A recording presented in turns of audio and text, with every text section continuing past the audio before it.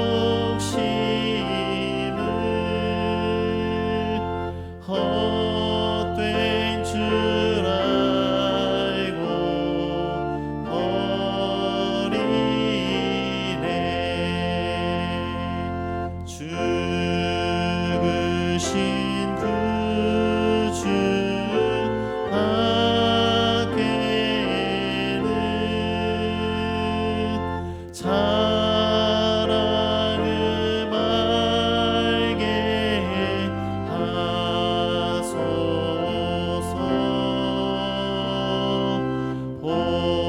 보혈의 공로 힘입어 교만한 마음을 버리네. 성찬 제정의 말씀 제가 읽겠습니다. 내가 너에게 전한 것은 주께 받은 것이니 곧 주 예수께서 잡히시던 밤에 떡을 가지사 축사하시고 떼어 이르시되 이것은 너희를 위하는 내 몸이니 이것을 행하여 나를 기념하라 하시고 식후에 또한 그와 같이 잔을 가지시고 이르시되 이 잔은 내 피로 세운 새 언약이니 이것을 행하여 마실 때마다 나를 기념하라 하셨으니 너희가 이 떡을 먹으며 이 잔을 마실 때마다 주의 죽으심을 그가 오실 때까지 전하는 것이니라. 아멘. 잡히시던 밤 우리 주님은 우리를 위한 주님의 십자가 죽으심을 주님 다시 오시는 그날까지 마음에 새겨 기억하고 그것을 전하며 살라고 말씀하시면서 친히 성찬의 예전을 제정해 주셨습니다. 오늘 설교 말씀처럼 주님의 살과 피를 먹고 마신다는 것, 그리고 그것을 전하며 산다는 것은 십자가를 통해 보여주신 하나님의 그 놀라운 사랑과 희생 감사하고 그 사랑과 놀라운 은혜를 마음에 새기고 그 사랑 본받아 우리 또한 그 사랑을 나누고 베풀며 살아간다는 것입니다. 바라기는 주님의 살과 피를 대하는 이 귀한 성찬을 통해 우리의 마음이 새로워져서 하나님의 놀라운 사랑으로 우리의 마음이 온전히 회복되기를 간절히 바랍니다. 우리의 몸 또한 치유되고 회복되고 우리의 믿음도 한층 더 성장하는 은혜의 시간이 되기를 바랍니다.